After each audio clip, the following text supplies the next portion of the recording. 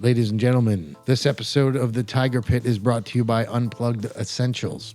Hemp is at the core of their innovation. However, not all hemp is created equal. Instead of using either isolated CBD or cannabis oil, which are the most popular cannabis-derived products out there on the market, they have infused their soaks with water-soluble hemp-derived phytocannabinoid-rich powder. This way, they make sure that their products take advantage of the several hundred bioactive components present in hemp. They make no compromise in quality whatsoever and ensure each batch is lab-tested and 100% THC free. You can find them on Instagram or Facebook, or you can go to unpluggedfloatessentials.com and get yours today. And if you use the promo code TheTigerPit, you get additional 10% off your order when you go there. We're also brought to you by Knock My Legends. Knock My Legends celebrates the heroes, legends, and icons of Muay Thai and kickboxing. Their mission is to create art in the form of apparel that honors each fighter's contribution to the sport and the art that we all love. They have a great selection of shirts and other gear and accessories that highlight the greats from the sport, from the past all the way up to today. It's great gear if you want to pop a little style while you're training, or if you're just a fan of Muay Thai and want to represent the culture. You can go to knockmylegends.com as well as Facebook and Instagram and check out what they have. And when you're ready to buy something, enter the promo code TheTigerPit for an additional 10% off your purchase. Again, that's knockmylegends.com or knockmylegends on Facebook and Instagram. NAKMUAY Legends. We are also brought to you by Athlon Rub. Athlon Rub is the next generation in performance and recovery for all sports. It is a new approach on the traditional Thai oil formula, founded on a time-tested formula and enhanced through proven ingredients. Made in an FDA and ISO certified lab in the United States, it's certified and continually tested by Informed Choice to be free of banned substances, performance-enhancing drugs, and cross-contaminants. You can go to athlonrub.com and take a look at all the products that they have available, read testimonials from users, and see what everybody else is saying. And when you get some things in your cart, you can get an additional 10% off when you use the promo code TheTigerPit. We are also brought to you by Diplomatico Rum. Diplomatico is distributed in over 80 countries around the world. It holds the Ron de Venezuela DOC and is recognized as one of the finest rums in the world. They have 3 different ranges for your tastes: traditional, prestige, and the distillery collection. You can find them online at rondiplomatico.com. That's rondiplomatico.com to learn more about who they are and find out some of the history behind one of my all-time favorite rums. We are also brought to you by the Stepping Razor Barbershop at 952 Flushing Avenue in Brooklyn, New York. The Stepping Razor leans into the realm of the classic 1940s American barbershop without being stuck in the retro vortex. They specialize in American classic traditional haircut styles and shaves, but they can do a whole lot more. You just got to ask them. Tell them what you want. You can check them out on Instagram at The Stepping Razor Barbershop, or you can go to thesteppingrazor.com and book your appointment and get yourself looking good and feeling good. And lastly, we are brought to you by the Dojo NYC at 1082 Cypress Avenue in Ridgewood. The dojo is a fully equipped martial arts training center specializing in Cobrinha Jiu-Jitsu, traditional Muay Thai, and MMA. Whether you want to go and just get a good workout or compete at a high level, it's a great place to train. You can go to thedojonyc.com. That's thedojonyc.com. Check out their classes, their instructors and programs, and even sign up for a free trial class if you want to check it out. That's thedojonyc.com online and thedojonyc on Instagram. All right.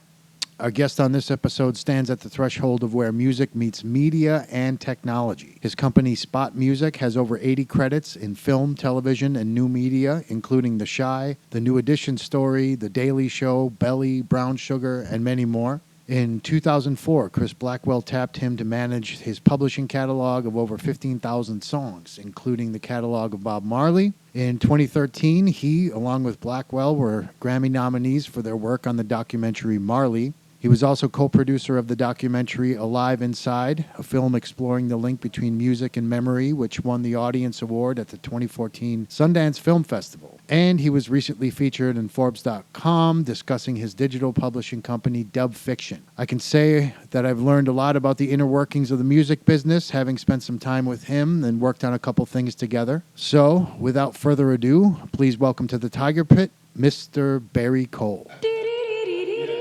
On the next episode of Adventures in Edibles. It's a Cavarian and a Polish guy. Okay, we'll start the podcast right here. It's 9 o'clock. It's dark enough. I'm putting on my ninja suit. That's the part, right? You gotta get into your head. Now you're struggling with your words. Check the Yelp reviews. I'm sure they have like 4. It's amazing. I was trying to get that out, and I had a hard time struggling in my head. They just see something that they don't recognize, they check out immediately. I had a point.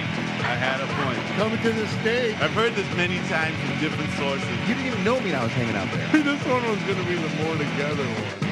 Tiger Pit. Yeah. When your in-laws like the subway system, because they're completely different parts of town, but they're color-coded, so we know exactly what you're talking about. Yeah. That's funny, man.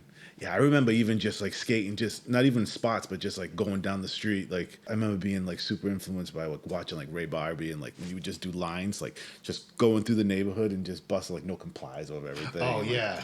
Like the Animal Chin videos Yes. of like Guerrero going down the streets. Of, Yeah, down the hills, And hill just, bombing.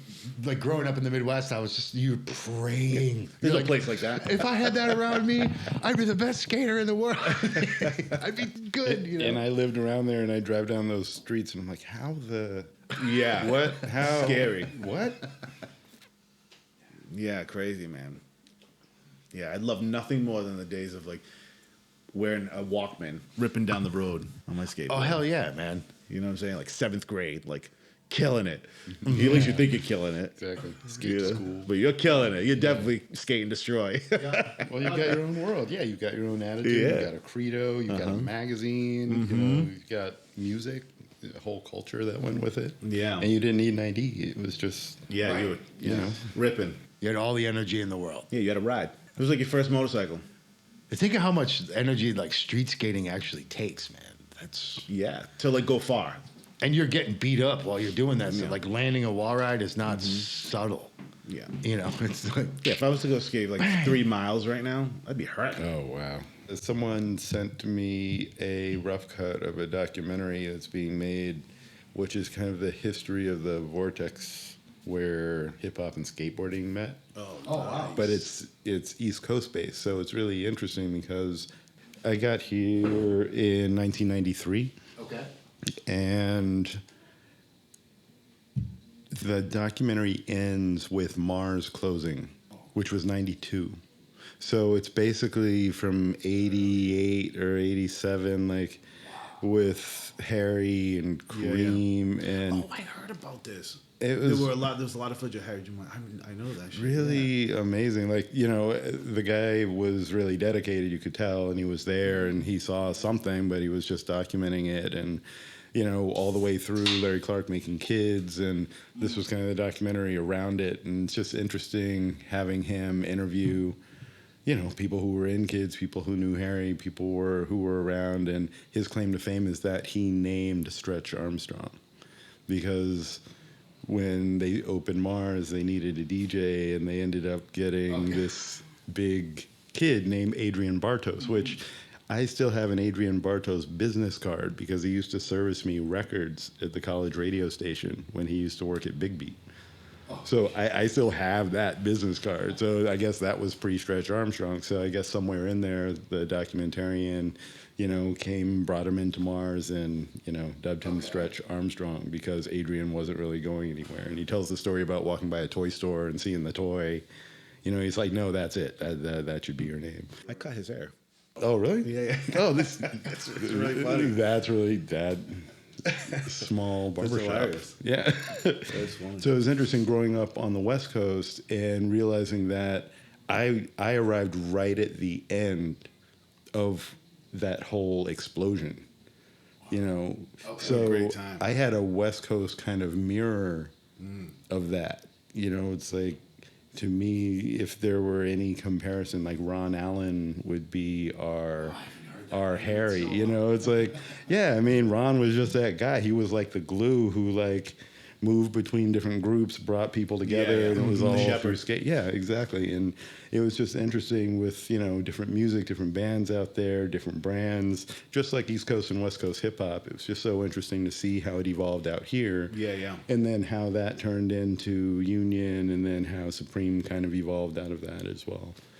So once again, the culture lives on. You don't really need anything more than It's true, right? a skateboard and It is cool maybe some seeing- fly kicks, but Yeah, seriously. Man, I'm still trying to get my kids into skating. Yeah. Yeah, man, I'm like a bully with it. what do they do? How do they get around? How do they get around? Because, you know, at one point it just turns out it's you a way have to get It's around. Like, It's this like, prerequisite. You're not getting your next birthday. There's no parties anymore until you skate. This is your ride. Yeah, my daughter, she likes it. She leans towards it, but my son's like, I don't know. Ride my dirt bike, ride my scooter. When he does the scooter, I'm like, I get all twist my face up and shit. hey, I remember seeing a guy at the turf come in on roller skates, and he rolled into the hardest pool to skate there, which was the capsule. 4 feet of vert, shaped like a capsule. Once you ended the first transition, you were already going up the next one. So if you pumped like you were on a half pipe, you were done. Whoa. And this dude rolls in on roller skates and is riding at the top. The only person we ever saw do that point was like Jeff Kendall. blue skates. He's killing it on roller skates, man. You got the tall socks and shit. I am not kidding. I know, I can see it already. It was, he came to party, man. Wow. There it is. crazy. Accepted in the community. Yes. Just like that. Only thing he was missing, I think, was a headband. Oh, I pictured the headband actually. Yeah. Knee pads, elbow pads. Well, you had to have those. Yeah. those. So he was. But I'm looking forward to watching that video. I mean, that movie, rather. Yeah. The documentary. Interesting, because when you make a documentary like that, it's about a time. You want to use the music from the time. Yeah. And So- documentaries traditionally have lower budgets, so like the bigger songs are sometimes out of reach. Right. But luckily, there was such an underground scene in New York that there's still enough independent songs plenty of and stuff. labels that, you know, have stuff that can be licensed and accessed. Yeah. And it's good for all these younger people to see that stuff, too. And hear that stuff. You know, it's like going to school. You know? It's like a new download. You get caught up. You also think of like, I guess from the like some of the music perspective, Caballero used to have his band, and like, I mean, those guys never got deals, so that music wasn't ever like out and pushed. Yeah, but it was still Steve Caballero's band. Right, exactly. The faction. With the Batman I had a logo. fashion T-shirt. Yeah, exactly. The purple script and yeah, exactly. Transworld Skateboarder. Remember they had the ad in the back? They had all the decks, and then the back ones where it was like, oh, like send us $5 for a tape. You know? Oh yeah, yeah, exactly. Just little boxes. Yeah, exactly. Yeah, man. I remember when I was super young, when I was always getting, like, every month, Transworld or Thrasher. I was definitely more Thrasher. Yeah, more Thrasher. But then Transworld But I had was- snowboarding. It's true. So, like, you know, That's there what was they like a did. split. It was like, oh, well, wait a minute. Yeah. What I loved about Thrasher is it had all those, like a bunch of, like, super DIY ads and shit, you know, that you're like, I can just send a check to this address and do this. You know what I mean? It's so crazy. Like, buy this and send $24.99 and self-address fucking whatever. Yeah, Z boards and pig boards. He used to sell like blanks. You know, you could Naked get the boards. blank- Yeah, naked yeah, boards. yeah. Yeah, exactly. It's like, That was wow, my really? shit back in the day. Naked boards, yeah. They had the deepest concave out of anything, and I used to get the first Danny Way, trace it out, just go home, cut that shit out. And Nice. like now I'm skating that. Wow, you would actually cut and trace the boards. That's Yeah, great. yeah, you can That's pick like great. even like that one, you just put it on there. Wow. Crazy. Skateboarding. It's done a lot for me. Yeah, In life. yeah, it kept us off or on the streets, but in a good Yeah. way, maybe. And it's like kung fu too, you know. I always kind of equated it to like a martial art. Skateboarding. See that? You know, Definitely skateboarding and breakdancing. focus. Yeah. I always was like, this is like a martial art, man. It's like totally like kung fu, in one way. It's you know, you have to have discipline. Everybody has a different style, your take on it. when your body mechanics, when you're doing tricks, the discipline it takes to land it. Skateboarding was more like Consistency. Genghis Khan, like rolling in and shooting arrows while you're moving. Just write that movie, man. Genghis Khan on The skateboard. new superheroes again, like a reboot, man. Like a. They're just like say they start at like a high point on the Great Wall and then just And just go down. Just They're like those guys in the West Coast, like doing the fast, the power slide. oh yeah, the slides. Exactly. Power slide. Nice. But just Kick flip and like you're kicking somebody like in the face, like when you're fighting. Come on, man. It's like endless CGI shit. How cool would it be if they just did new superheroes, or even like just gave them like I don't know, just made them more new. like skateboard superheroes. Yeah, like make some new ones. Keep Dude, the old ones too. I like the old ones, but make some new ones. Yeah, well, Forbidden Planet is full of a bunch of folks who would love to be the next superhero. It's the comic book store on Broadway in the city. Oh, in yeah? Union Square. Yeah, I mean, I'm amazed at how big the superhero and villain world is, and I've got absolutely no clue who Yeah. these people are. Yeah, Like, yeah. I don't. Yeah, it's Different weird, dynasties. Yeah, where did Wakanda? Wakanda's been around for a long time, and there's this whole. I had absolutely no clue. Yeah. Yeah. It's like there's right? And people love that stuff. know your history. Yeah. People love that stuff. It gives them something to believe in, man. You know, it's like, Well, those are essentially the basic human yeah. archetypal stories that Yeah. you know, And you want to be the character. You want to be the gods. person, you know? the old gods and the new gods. That's right. Yeah. I think all it takes is a compelling script. Someone just turned me on to Rastamouse, which Oh, man, I love that. see, I'm like, how did I not know about Man, I've been Rastamouse? playing What- that shit with my kids since they were super young. Brilliant. Oh man, they love it too. Like I bought my kids Rastamouse the dolls. They have, of course, they have dogs. But no, Of course. not Why a lot, Yeah, not a why lot, not a lot. I had to dig for them, but I found them, and I bought them for my kids for Christmas, and they fucking love them. Wow. It's so cool, Yeah. man. It's a cool show. The music is cool. Okay. Just like the storylines are cool. They're like super positive, like crew. They skateboard. They have a band. The Easy Crew is the name of the band. Of course. Oh my god, it's the best. And they're always out to save the day, basically, or solve not a crime, but like solve a problem, and but always uplift people's like positive vibe. And they teach a lesson, like a moral lesson, and then they're just cool, man. They got cool tunes and skating. Why isn't there a grown up version They're of always this going to being jam. shown They're- in they're movie always theaters? doing it. They always have to go. Where's the feature? And they always have to go jam. Like, there's like they always have to say that. There's always like either like we got to do this, but we gotta but go wait, jam. no, but we have to jam. And you're like, oh, that's right, we have to jam, but we got to save the day still. And they go. So it's showing you like instead we really want to do this, but we have to do the right thing. You know? Okay. It's cool. So yeah, I mean, in terms of superheroes, it's like, you know, I watch more Rastamouse than I have Captain Planet. Well, Captain Planet was kind of dope, but you know, Yeah. there's certain ones. It's like you don't even really have to have a cape.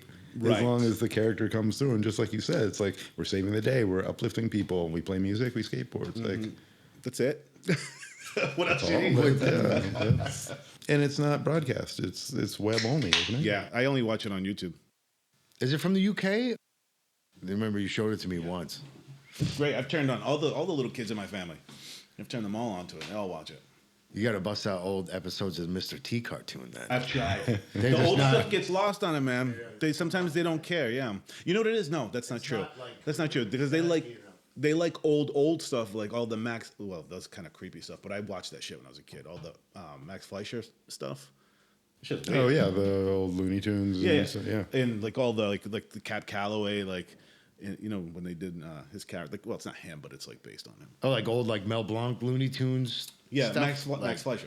It's weird. The Betty Boop shit. Yeah, it's all like weirdly like gets like weird rapey too. You're like, what the fuck is happening in this episode? Well, the wolf with the Yeah, eyeballs. exactly. And, yeah. It's weird, right? Like, yeah, it's like the classic kind of. But we watched that shit when we were younger.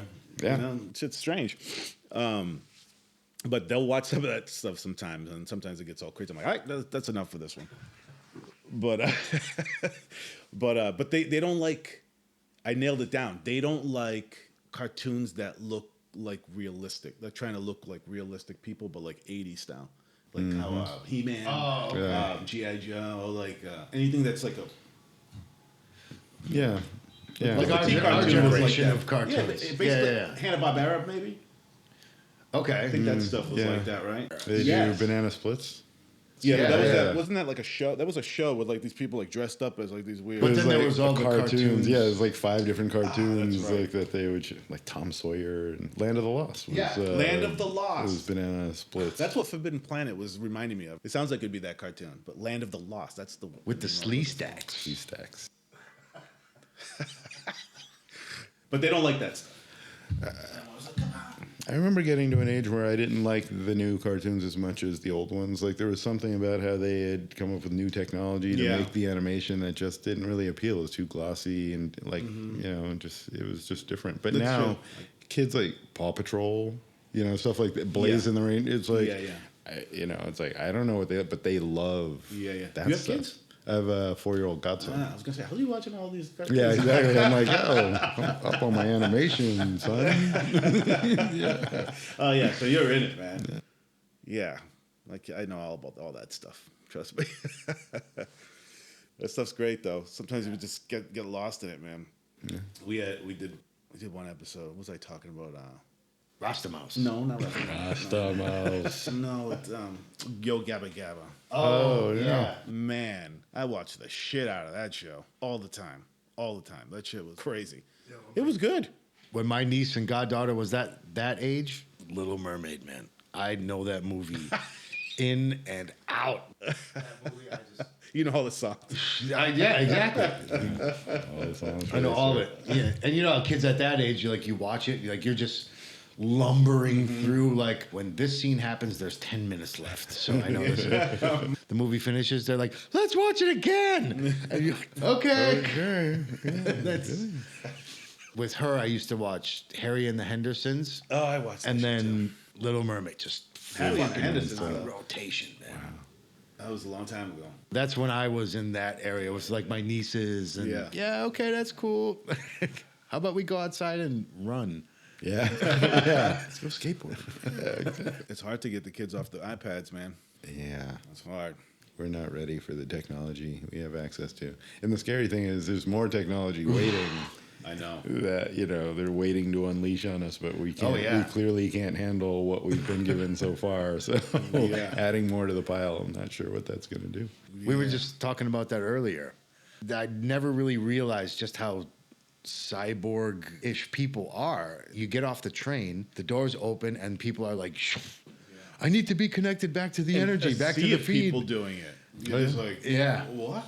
It's crazy. Yeah, it's kind of scary. Yeah, I was like, wait till we figure out how to put that shit in our head. Well, it was kind of like me coming here. I knew that I would go to the Morgan stop, and I knew it was pretty much straight up, but I'd never been here before. So I get out of the train, I open up Google Maps, and I'm like, oh yeah, it's just straight. And put, but I still remember when you would just skate somewhere and you knew where you were going. You're like, I know where that is, so I can ask someone directions. Yeah. Right. Yeah. Right. Yeah, the technology. We were talking about like cell regeneration. Oh yeah. Like there's like medical shit that's gonna happen, not just like technology, but like medical advancement. So yeah, genetic splicing, gene altering, like, oh, you're sick because you have this thing, we're gonna regenerate you so you're a whole different person that has an immunity to that thing. So crazy. And then start getting younger. Yeah. Well, we have mentally, I think. Yeah, definitely. Just put you in the human hadron collider. Come out. Just smash you. Like they'll just make like a mannequin that's you at like 25. Take you to Sweden, whip you around in that thing like a blender. Wham! Then it's like a vacation. Smash into each other. You're like, it's a weekend trip. You come back, you look like you're 22. People are like, what the hell? You look great. Caught up on some well-deserved rest. This hadron collider therapy is amazing. Good trip. Yeah. Yeah, it is going to be the new thing, man. Coming, yeah. Well, there's going to be a lot of experimental stuff. Yeah, like weird spas and shit that you can go, like futuristic. Like, we're going to make you 19. Well, even look at the concept of cryo therapy. Yeah, right. Like just say, the concept yeah. of it Right? is like, what the hell? Like you would just freeze for like 3 to 5 minutes. Yeah, but they just now it's under the guise of like recovering instead of like getting young. But there's what is it? Cool Spa. You know, it's like they're treating it like no, come in and we'll wrap you in the Cool Spa blanket and it'll shrink your fat cells and you'll be good. Yeah. Wow. Crazy. There was a place I went to once at like infrared and cryo. It was like 2nd Avenue and 2nd Street. It was down there. And I was like, holy shit, this is kind of wild. You went to one? Yeah. The Alchemist Kitchen. Yeah, that's it. And they have like they sell the CBD and they have the coffee bar upstairs and everything. It was cool. I mean, it definitely made a difference, but Was it super, super cold? Like, were you like, this is unbearable? no, it's not like that. And you're moving a little bit too, you know? So as long as you keep moving, it's like, and you know, my capacity for cold is Yeah, I would probably turn pretty into high. I would turn into a nice sculpture and crack. Yeah, you'd be like a minute and a half in there. You're like, yo, turn this fucking thing off. I wouldn't do well with it. That's why I would never pursue it. I can't do the cold, man. The cold does not work for me. It's not in my genetic makeup. I think everybody like has to have something. Like it's, you know, you have something that you believe in, something that you go to that you know is going to be, or you feel or believe is going to be good for you. And as long as you have that belief, I think It it's keeps good. the battery charged. Yeah. Yeah. It keeps the battery charged. That's how I feel. Yeah. Just having something, anything you like doing, just a hobby, and do as much of it as you can. Like, always try to get good at something. You know, even if try it. If you suck at it, who cares? Do something else. Just keep trying. I think a lot of people don't like the learning process. They don't want people to see them doing something while they're first trying it. You know what I mean? The vulnerability of Yeah, exactly. The vulnerability. I was thinking about something like that recently. How often as an adult do you get stumped? every day. That's like daily operation. So yeah, it's almost engaging.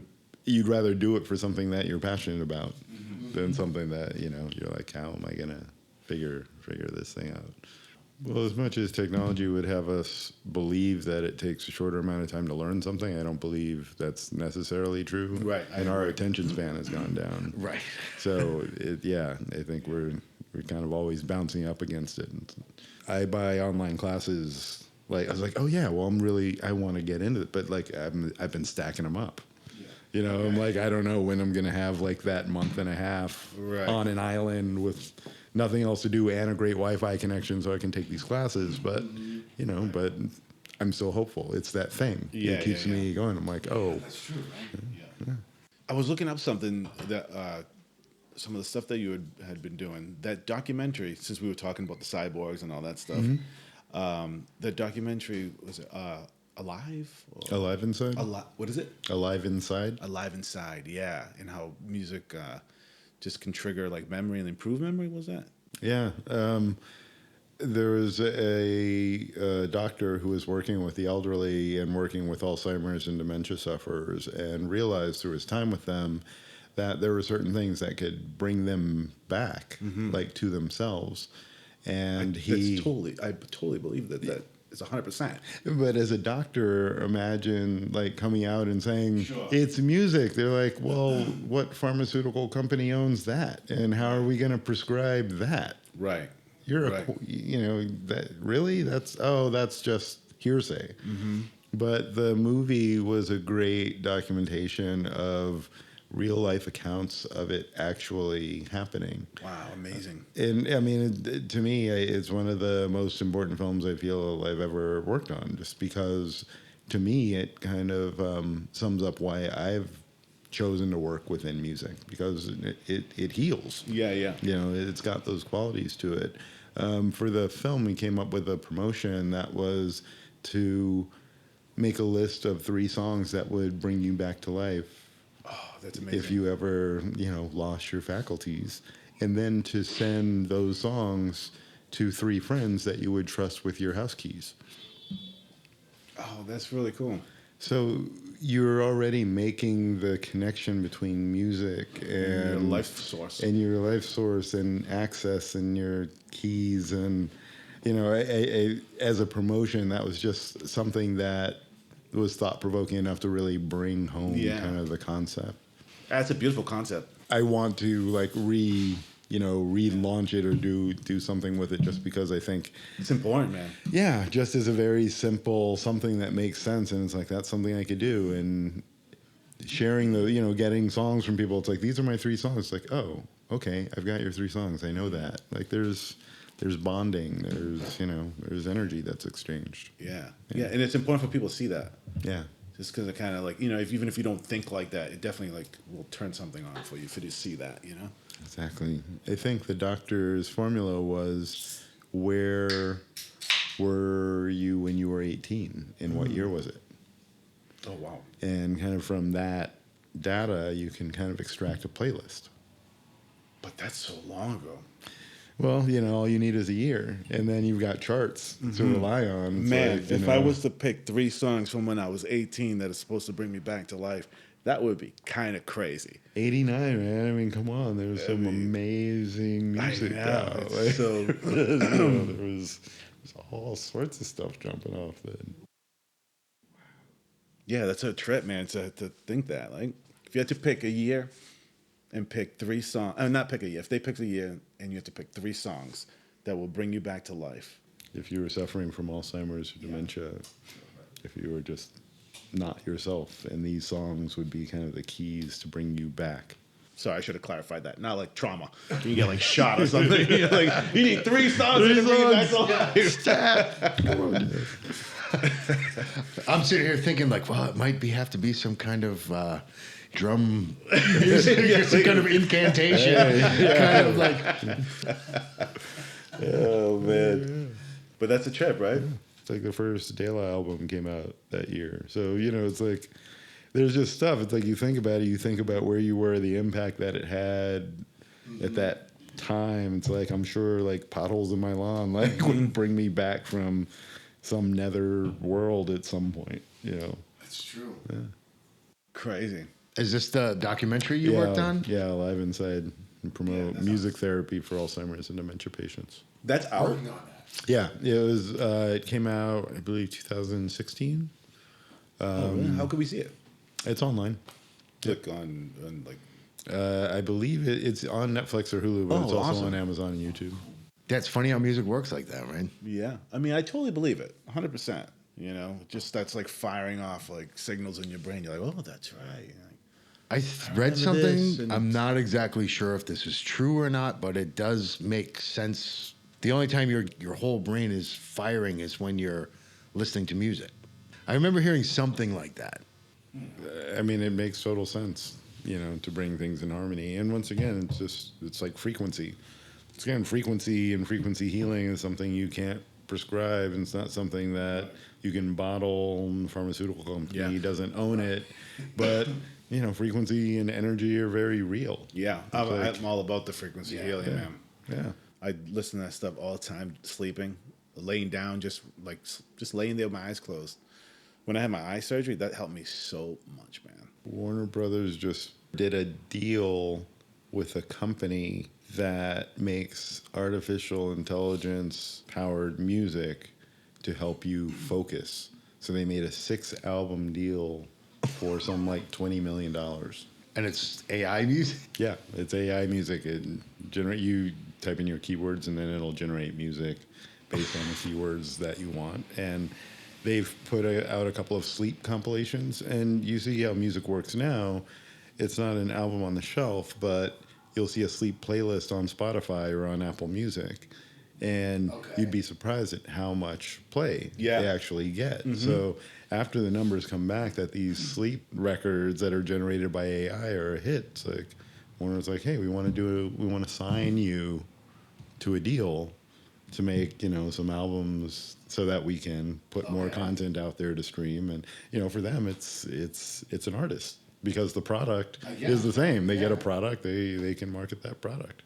But it's just once again, the cyborg world. It's like, it is. That's artists wild. out there looking for record deals, trying to get money to pay rent. And it's like, we're gonna sign that algorithm. Yep. Sign me up. Yep. It's like, it's not even a real people, not even real artist. I want to see that. It's crazy. Contract.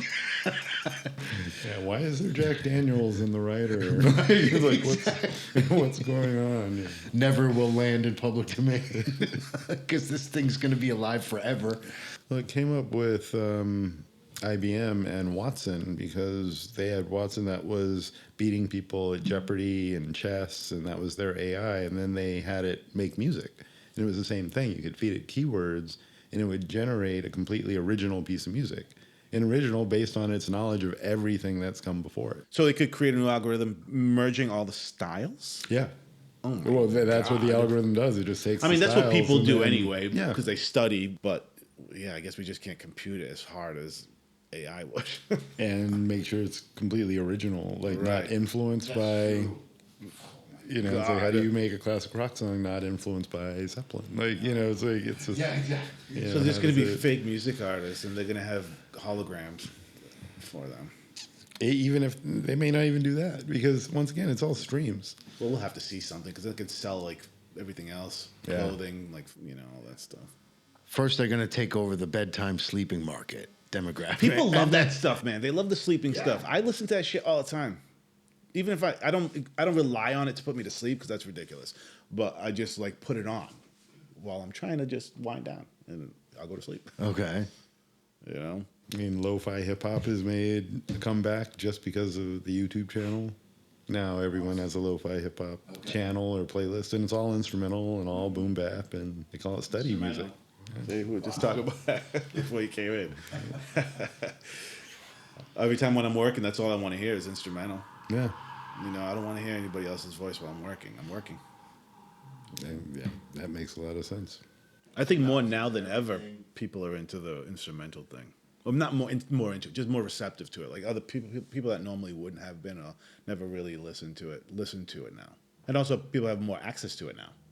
When before you had to like that stuff and buy it. But now you discover it. You discover it because it's like something else or whatever. Suggested for you. Exactly. Yeah. The algorithms are strong. I think They really are. The best use of it is Spotify bought a company called the Echo Nest, which I used to, subscribe to their API before Spotify bought them, and they were a company like Gracenote or Rovio. So they were the company that would license the data, so when you put a CD into your computer, the artist and the track listing would come up.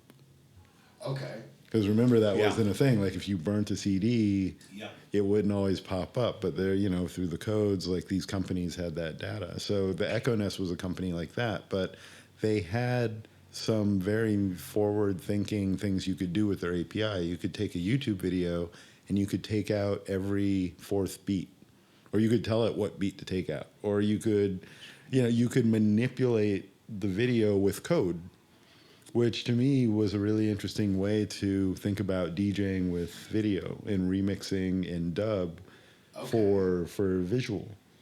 And Spotify ended up buying that company, and as they bought that company, that feature went away. Like they don't allow people to do that anymore.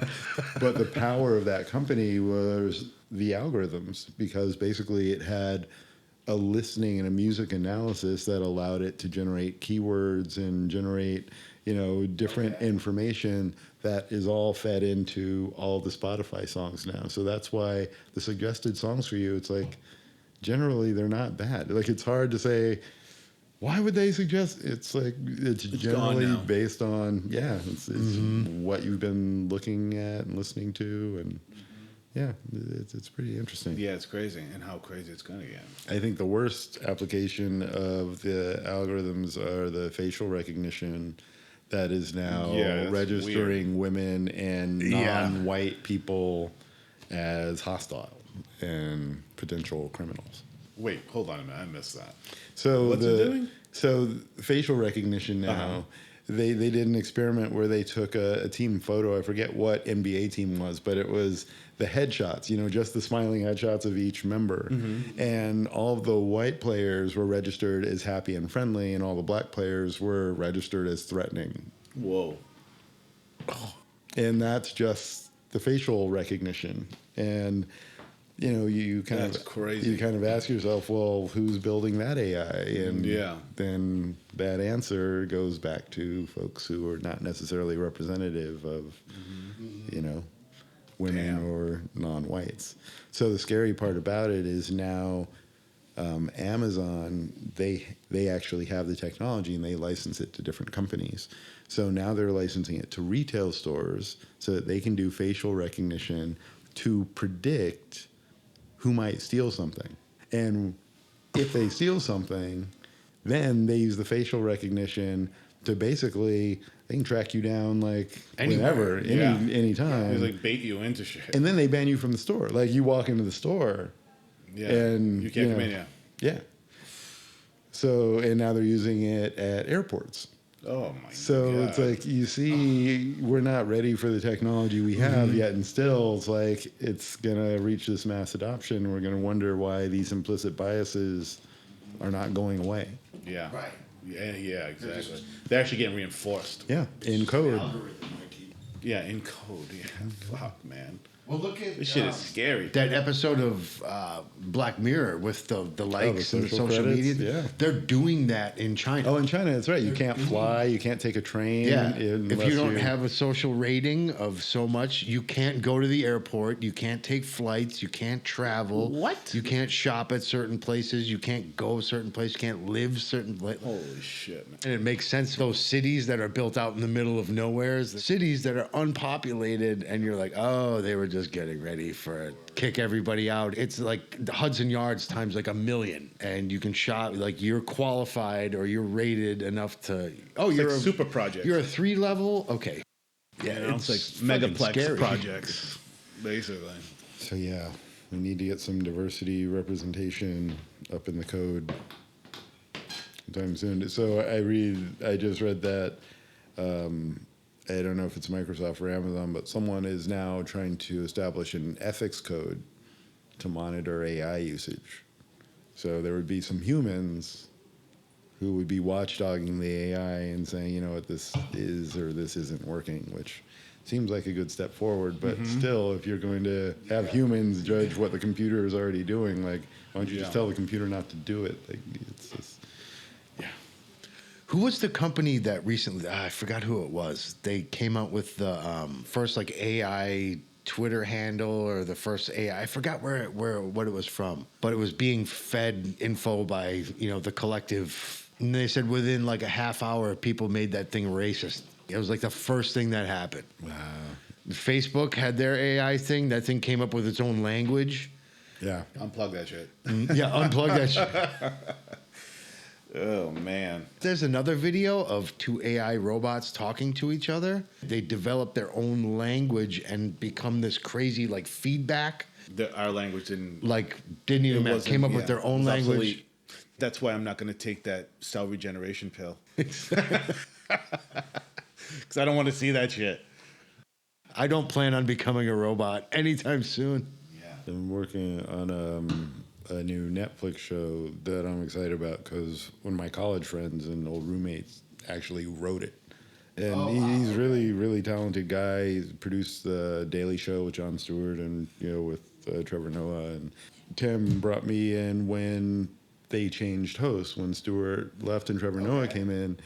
And it was interesting getting the call because Trevor didn't have any association with Dog on Fire, the Bob Mould song, which is the title song. Yeah, it was just one of those things. And they're like, well, he doesn't have any real association to it, so he kind of wants to change it, but we've been building this brand for like 12 years, so we don't want to change it, so we want to do something to it. So we ended up working with different producers to remix the theme. So the theme that you hear now is remixed by Timbaland. It's Dog on Fire remixed by Timbaland. Yeah. Just so people who were listening know, you're a music supervisor. Yeah, I mean, there's a misconception that it's all choosing and just playing with music, and there are some supervisors for which that they've made it their job, and that's kind of the level on which they operate. And there are different jobs. At the end of the day, the supervisor is responsible for your music deliverables, and that is a notebook full of all of the signed agreements and the cue sheets that are relevant to all the music that are in your film. So at the end of the day, it does come down to a lot of paperwork. Yeah. So each song you have, a director or producer will hire me because they are trying to establish tone or music or sound for their film, and they may, or a television project or media project, and they might have music written into the script and wonder, we need this to shoot. Like in this new Netflix show called Living With Yourself, the husband and wife, in the last episode, they danced to the song that was their wedding song. But before production, we have to figure out what that song's going to be. So we can get the choreographer in and they can rehearse it. So on the day that we're shooting that last episode, they can... All the ducks are in the row. Exactly, because you don't want to shoot to a song that you don't have cleared. Right. I heard a story about a producer who made a film called Love and Happiness about a down-and-out musician. And, the musician sang the song in the film, and the director and the producer thought it would be a good idea to shoot it and then go to Al Green and ask for permission. And Al said, I would have probably let you do it if you hadn't gone ahead and done it already. Oh, man. So that entire film, all of a sudden, is a wash. You can't take those songs out. It's part of the characters, what they did on the title of the film. So that is a good example of why you would need a music supervisor or somebody to come in and say, hey, that song is going to actually cost you $40,000, and you know that before you go into production, so either you're going to pay it or you're not. So if you can pay for it, great, you can shoot it on camera, but if you can't pay for it, know that you may be able to shoot it, but you may not be able to put it in your final. So shoot something else as well. So the job of the music supervisor is to help, and with the director, I help the director translate their vision into music, and with the producer, I help the film and the music stay on budget and on schedule. So there are these different moving parts and mechanisms that all need to fit together somehow to make sure we're not spending too much, everything is signed in on time, and then the director is happy because it's actually, working to enhance the narrative. They can use said music. Exactly. We'll balance out the licensed songs with a composer who'll do the original score. So it's good because you'll have kind of point and counterpoint, and you can utilize the composer to develop these themes, that play under, that really help to establish the pacing of the show or the film. Do you ever have any liberties of, if it's something that they already have an idea for, do they ever leave any of that in your hands and maybe say we need kind of something that sounds in the vein of this? Yeah. Because, people don't describe music the same way that musicians Right.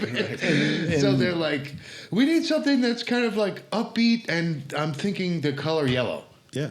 And the supervisor's job is literally to translate that into music.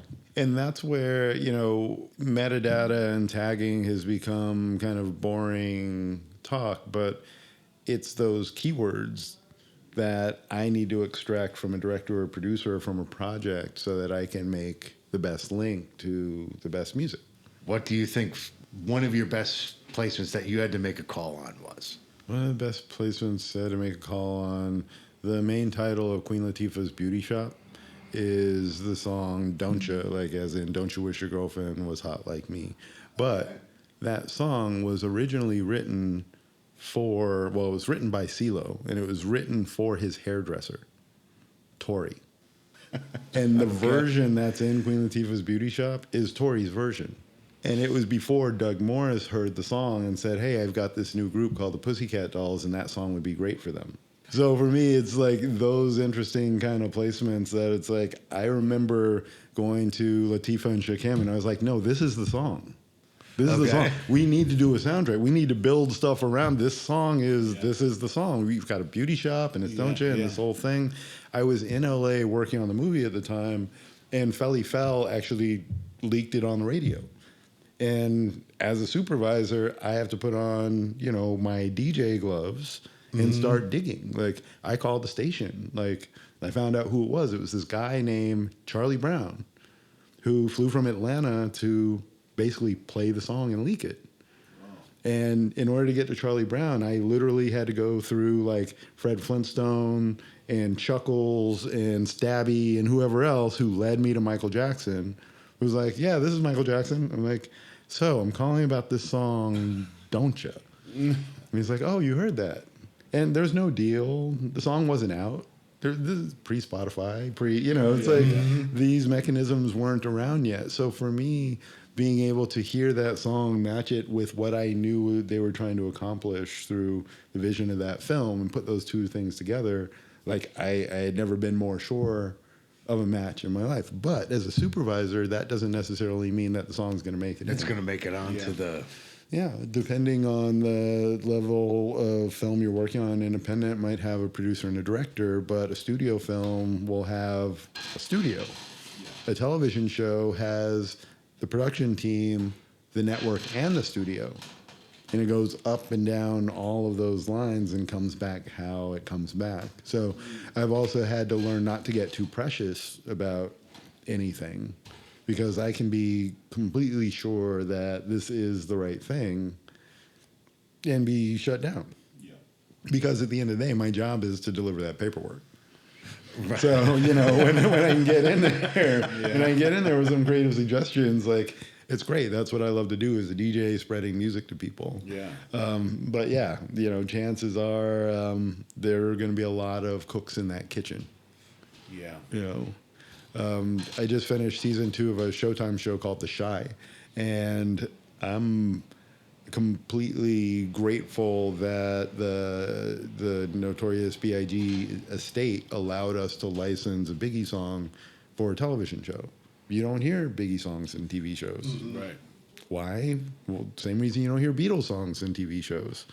At the rate you're moving and the budget you're working with, it's just out of the price range. Yeah. Legacy songs, legacy artists, that's just not an option. I thought he was pulling like a David Byrne or something. He's like, no, it's cool. Well, it's like... We're doing all right on our own. We don't need to... But no, that's what happens, because, your average rate for a television might be a third of that for a feature film.